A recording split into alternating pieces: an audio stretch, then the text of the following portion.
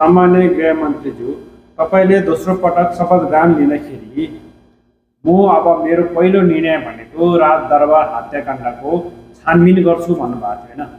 त्यो छानबिन गर्नको लागि यो सानो भिडियो क्लिप तपाईँलाई एकदम महत्त्वपूर्ण हुनसक्छ।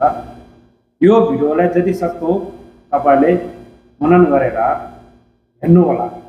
त्यही गरी साथीभाइहरूले यो भिडियो तपाईँहरू सामु आएको छ भने गृहमन्त्री सामु पुर्याउनलाई जति सक्दो शेयर गरिदिनु होला। हामी तीनैजना डाक्टरहरूलाई त्यसको कति दोस्रो दिन तेस्रो दिन कुन दिन सद्गत गरियो। पहिलो सद्गतको दिन राजा रानी र मुख्य चाहिँ अरू 10औं कतिजना युवराज दिपेन्द्र बाहेकको अरू पहिलो सद्गतको दिन बिहानै प्रहरीले हामीलाई फोन गर्यो फेरि, अनि हामीलाई लिएर गयो छाउनीमा करिब 9-10 बजे तीनैजनालाई। अनि छाउनीमा लगेर कतै चाहिँ कुनै एउटा कोठामा हामीलाई बस्न दिइयो।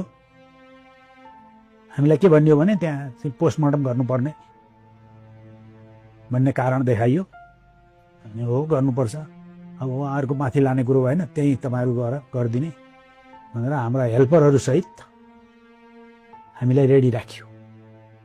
पोस्टमार्टम इन्स्ट्रुमेन्ट लगायतका कुराहरू पनि चाहिँ हामीले चाहिँ कसरी व्यवस्थापन गर्ने आदि इत्यादि सबै तारतम्य मिलाएको थियो। एकदम लामो बसाइ भयो। त्यहीँ चाहिँ खाना खाएर गएको थियौँ। त्यहीँ चाहिँ चिया सिया खाजा समेत भयो। जब करिब 4 बजे 3:30 4 बजे जब ट्रकमा बडी हालेर चाहिँ आर्यघाट लाने भन्ने तयारी भयो, त्यतिखेर हामीलाई खबर गर्नुभयो त्यहाँको चाहिँ आर्मीको के अरे ठुलो मान्छेहरूले भनौँ न, आर्मीको हाकिम साहबहरूले मुमाबडा महारानीले मानिसिएन, त्यसैले अटोप्सी नगर्ने रे, अब यहाँहरूलाई दिनभरि बसाइ भयो, हामीहरू जानुहोस् भनेर फेरि प्रहरीले हामीलाई आफ्नो घर पुर्याए। अनि अब टिभीमा हेरियो त्यो दृश्यहरू सबै होइन। अनि त्यसको कति 3 दिन 4 दिनपछि फेरि अर्को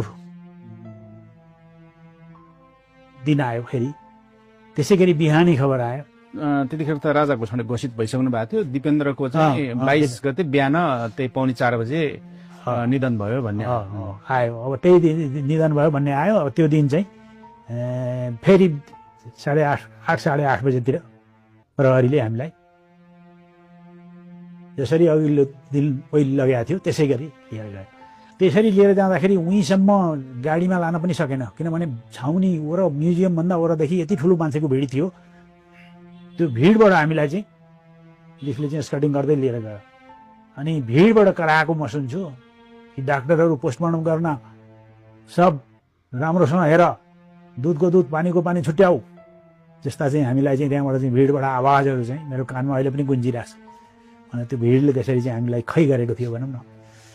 अनि गइयो फेरि उही क्रममा त्यसै गरी त्यही कोठामा बसियो, त्यही क्रम चल्यो। पानी चिया सबै।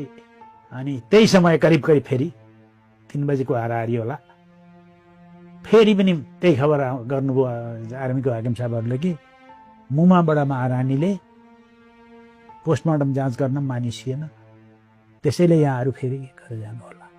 दुवै दिन यसरी चाहिँ हामी त्यहाँ दिनभरि गएका छौँ, पर्खिएका छौँ, हामीलाई लगिएको छ।